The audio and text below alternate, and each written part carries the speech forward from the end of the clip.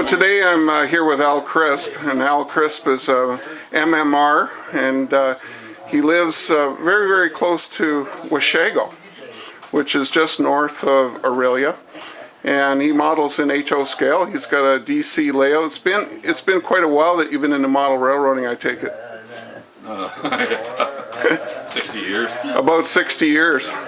So have you always lived in this area, Al? No, we're Toronto transplant, so I decided to build the model railroad before I got the house. That's why we got the house. So the criteria of the basement was pretty key. Yeah, Christine wanted a two-story house at that point. She didn't really want to drag the vacuum up and downstairs. Yeah. Well, that's kind of all right. So it worked. You obviously had an interest in trains, so well before that. Yeah, my father worked for Canadian Pacific in the hotel division. Oh, I see. And back when he worked there in the 50s, he parked at the round, it was John Street. Yes. His name was dying there. So in the Canadian Pacific era, then he was operating in and around Toronto with the hotel system, or did you move? I worked at the Royal York. The Royal York. Yeah, so you had a chance to hang out with Dad a bit and see some trains? Well, yeah, but they also at that point in time had a company pass too. Yes. Everybody was eligible on the company pass, and we rode everywhere on that company pass. We took our own little family excursions on this. So where did you go on the company pass then? Just on trips on aboard trains to Vancouver? Vancouver, yeah. Owen Sound, you name it. So railroading was pretty central to your life wherever you went. Did he get you any cab rides? No, I don't think at that point in time I did later on in life. I got my own, but that's, yeah. Yeah. So you, when you were young though, it was in the steam era, 1950s, lots of trains running? Well, we lived in Islington, Ontario, and I used to cycle down to the old Islington station and sit there on my bicycle and watch the trains go by on the weekends. Yeah, that sounds very familiar. Yeah. Yeah. No camera. No, but that didn't matter. No, but I have been able to find quite a few photographs that other people took at the same time. Yes. Yeah, so that's where you sort of got it in your blood, and you enjoyed watching the movement of those big machines. So, how many model railroads have you built over time? When we were home, we built one in the basement, my dad and I. Then they threw me out because I got too old. So they took early retirement, moved up here, and then they sold me some land. I followed them up, and my dad and I started this layout together after I moved here. So. Oh, fantastic. So what year did you start this one? It'd be 4 years ago now. Yeah. Well, at that point in time, Canadian Pacific Railroad rolling stock and locomotives were not available in a big amount of quantity. I bet you had to sort of do a bit of hydraulic manipulations of the cars to make them right for the railroad. I started KITBASHING at a very early age, and there's still a lot of old Athearn cars rolling around here. Yeah. Got doors of the right length and the right number of ladders. So your interest in trying to model a prototype that wasn't really available as ready to run, was that out of necessity, or that you had a particular interest? Well, you got to take into fact too, I was a truck driver. Okay. And I traveled all over Ontario and Quebec and the States for that matter too. But I mean, Northern Ontario was my main beat for a long, long time. So a lot of what you see here is based on photographs that I've taken or scenes that I've seen or stuck in my mind. We were actually going to start modeling Toronto out through Milton. Yeah. And then we got going up the hill, and then we looked at it and realized that it wasn't going to quite do it. Right. So, and then I thought, well, model what you really know. And like I said, at that point in time, I was running the Sioux and Sudbury and places like that. So to see these rock cuts, you know, it was just daily occurrence to me. So it became that area of sort of the northern part of Lake Superior and around to the Sioux. Yeah. So when you started to develop the railroad, was it thinking mainly a mainline operation, or had you thought about all the... Yeah, at first, you know, because when we first started operating, really wasn't a thing that people really thought about. Right. The operating sort of came along as an afterthought as I started to study it more. And I watched the trains up there and what they were doing, and suddenly realized to do this and to do that. And it was more interesting than just watching them go by. Sure. So we started to develop operations based on what was going on in the Northern Ontario Division on a daily basis, sort of thing. And so, we don't concentrate so much on the mainline trains. They're just something that comes by as a background sort of thing. So what we do is go to the far side of the timetable where the 80s and the 90 car trains that you always see and you can't figure out what the hell it means. That's what we're modeling, is those locals that come to. Well, there was a lot happening in the north. They had the lumber industry, and they had mining industries and small manufacturing and support to whatever towns and cities that were up there. On a busy session, we'll run 350 cars. Yeah. So how many operators do you operate with now when you run? About a dozen. Yeah. And because it's structured on a DC-based railroad, everything's blocked, I take it. Right. So how do the operators handle that? Do you assign them different areas of the layout and they pass on trains, or do they move a train through the layout? As you said, the layout's developed into certain areas. Yeah. Take a look at Ron's area here. Yeah. From this signal end, he controls all the signals in that area. Okay. Yeah. So he holds the trains back from coming into what he's doing. Yes. Now, it's a junction in there. There's actually two junctions. One runs up into the back into a hidden yard. And the other runs down to the mine, which is a private mine belonging to Inco. Yes. So it mirrors a couple of operations that are going on even to this day in Northern Ontario. And so it operates in its own section. And then we have the paper mill over here. Okay, now it operates completely on its own. Yes. Too, with its own drill track. And mainline trains can go past, or use the passing setting and go around. So like I say, the way we treat it is that the mainline trains have gone by earlier in the day, which they generally did. If you look at the old timetables, they tended to run in a circus fashion. They go 1, 2, 3 west, 2, 4, 5, come east, sort of, right? And a lot of it would be done at night in some areas where there was a lot of traffic back and forth to the mills and the mines. And then like I said, the 80s and 90s, these trains would take over during the day. So as you developed your operating concept, did you do it as a car forwarding system? No, as close as we could get to the Canadian Pacific's own switch list from the time period. I see. Okay, so when you make up the trains at the beginning of the session, you start with sort of right at the yard and right in the cars that are going to be on the train? It's a start cold system.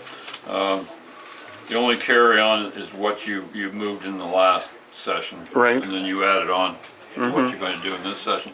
Now, we do it all manually the same way that the car clerks did it back then. Now, the system is based on two things. Each station has a code, which they always had a telegraph or a telephone code, and each track has a number. And I can take and show you in old-time trains there's a list for Toronto, all the private tracks all throughout the city, they all have a number. So when an engineer picked up his switch list and, oh yeah, ticket of track 117, didn't mean Canada starts to him. True. Track 117, that's all he cared about.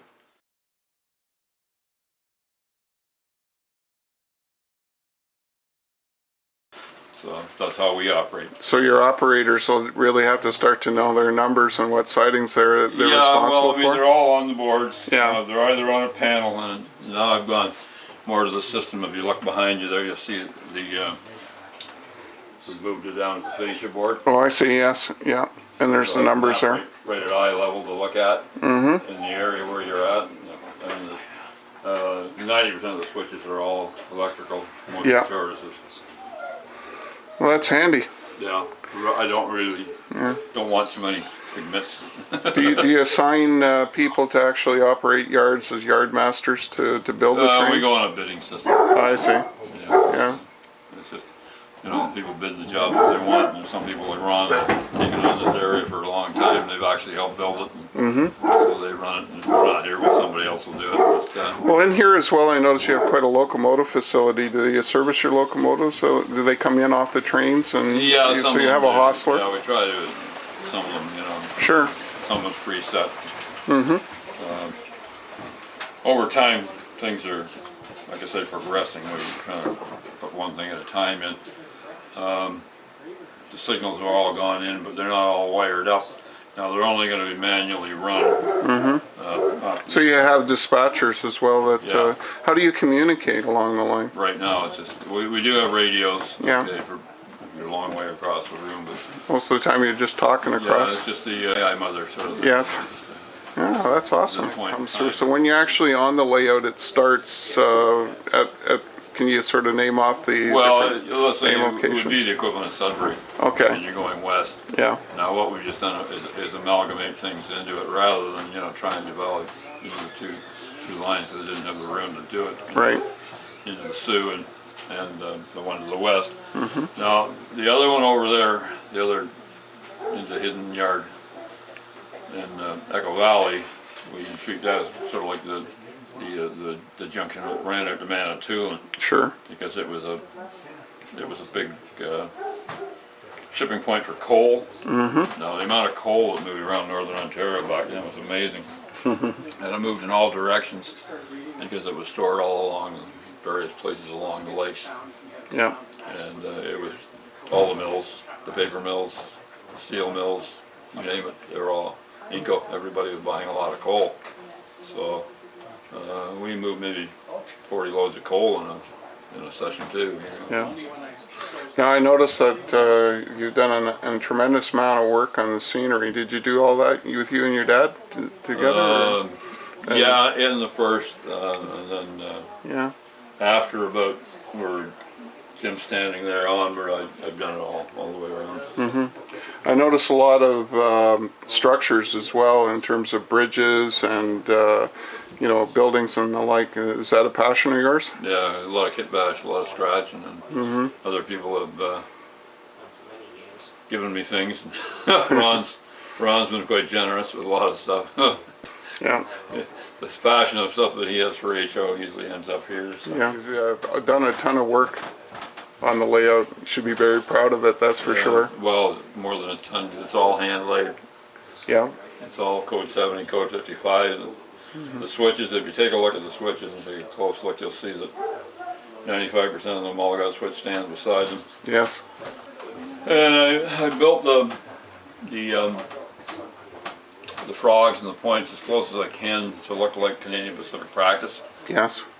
At one point in time, my dad said I was crazy, but I tore the whole yard and started all over again. I put self-guided frogs in all the turnouts. Well, I'll sure have you a don't close see that look. very often on mine. No, and I think we'll have a close look at those as we're looking at the operations for sure. I doubt you've ever seen one on a model train layout in your life, but anyways, Hey, you know, if you can do it, you can do it, they right? work. Yeah. That's all I care about. Yeah, well, that's amazing.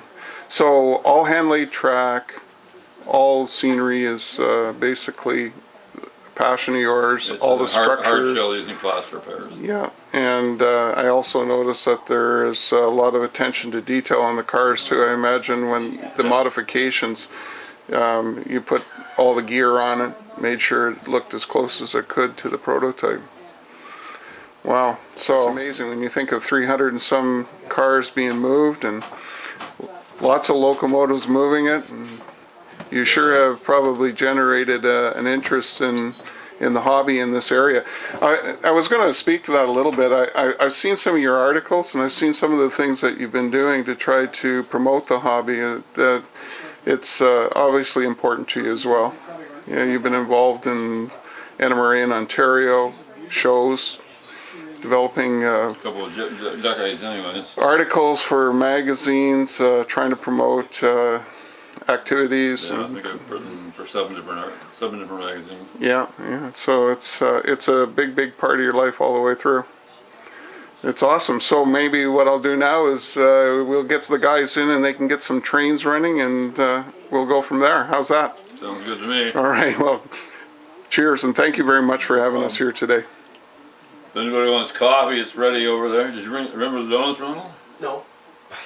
Donuts? You failed at donuts? This is Canada? No donuts? I got distracted this morning. Oh. Coffee it is. I think we should send them out for donuts. Yeah, send them over donuts, yeah. Well, I know that our buddies upstairs got donuts. Well, there you go. That's a Well, good start. yeah, they've eaten them all. They got to eat their donut. So Ron, COLPITTS is one of the operators and maintainers on this fine railroad. And what are you running there, Ron? It's Royal Hudson hauling a local passenger train.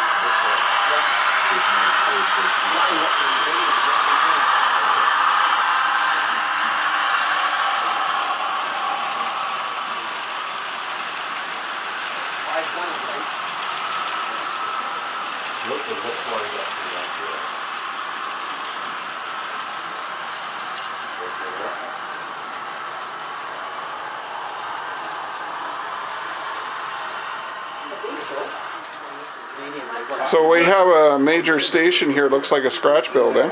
Devil Meat built that. Yeah.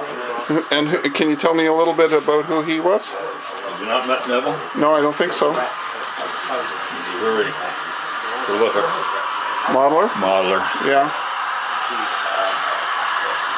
And where does he live? Cobacon? Cajun. Yeah. Okay. And he has a railroad up there, I take it, as well? Not really, no. No, he just likes building structures? Building structures. Well, there's quite a bit of detail in that in the roof on the inside. So what does he do it from the original plans? That's pretty neat. Yeah, I had the original drawings, so I gave them to him. Yeah. Plus a bunch of photographs. That's extraordinary rafters. That would take hours and hours of templates and all kinds of things. So yeah, and the interior is just amazing. And the windows, what are they? The windows are titchy or something like that? No, they're scratch built. They're actually glass in them. Oh my gosh. They're all microscope glass. Well, it was a present to me because he credits me with getting him back in the hobby. Well, as far as building structures goes, eh? No, period. Period. He was out of it. And, oh, okay. He came here one day on one of our tours. Yeah. Went home with his wife and he said, I got to do something. So he got started back at it again. Isn't it a bonus that you got it on your layout, though? Yeah. Now show me some of the other little gems that you've got here that you're really proud of. So what do we got here? That's number 2 house, typical house. It's the CPR head for the suctionman. Right. Okay, so that's scratch built. Fence is scratch built. I used all their actual drawings, the CPR head, to build these things. Okay, the little shed with a notched roof behind it, that was on Manitoulin Island. Yeah. Just as you came off the swing bridge there. There's a station across there. Okay, now that is Islington Station. Yes. That's where I used to go to watch the trains. Yeah, that's another build of yours? Yeah, I scratch built that. Very, very nice. So what is your scratch build technique? What do you start with and how do you build them up? Oh, whatever the situation calls for. Most of these are wood. Yeah. Do you? Is it laminated over top of like cardstock, or is it just straight wood sides? Generally, just wood. Wood. That time I was using Strathmore board too, so there would be Strathmore board inside of it. Yes. Yeah, to give it a little bit of stiffness. Yeah, the and roof something. lining with Strathmore board and then the old Campbell scale shingles. yeah. Oh, tremendous. And this was all scratch built too, with a little coal dock here. I really enjoyed it. It's a nice looking little model. So. Was there a particular prototype of that, or was that? Yeah, it was in New York State. Oh yeah. Yeah, it appeared as a set of drawings years ago in our MR. Now this is an old 1958 article out of MR, Peachy's Mill. Yes. And I scratch built that. It looks like you use a lot of Campbell corrugated siding or something for it, or something similar. Some of it is, yeah. And the rest of it's made. I did the roof. Yeah. I did the brick walling. Wow. And, so you had to describe it all yourself? Or? Yeah, the technique for that is just get the old Revell plastic buildings. Yes. Lay the aluminum foil on it, rub it with a piece of balsa wood, and carefully cut the sheets. You cut the pieces. Yeah, so it looks like that old wow. tin foil that you used to stick on the side of buildings, right? So, well, it sure became successful. Yeah. That's for sure. Yeah, very nice. Just on the mink tunnel. Yes. There's a picture of it there. And where's that located? On the North Shore Lake Superior. Profile of it. So it's cast right through. If you shine your camera and light through it, you'll see there's rock all the way through. It's not, you're not going to see cardboard back there. That's tremendous. Now these rock cuts here, they're actually north of Perry Sound. These rock cuts are there, eh? So you took photos of them and then tried to duplicate it. So what strategy did you use to get your rock color? The rock color or the rock? The color. Well, the whole process. Obviously the rock forms and then the colors. Yeah, it's just a hard shell. Yeah. So they're the plastic, or not plastic, cardboard. Yeah. hot glue gun.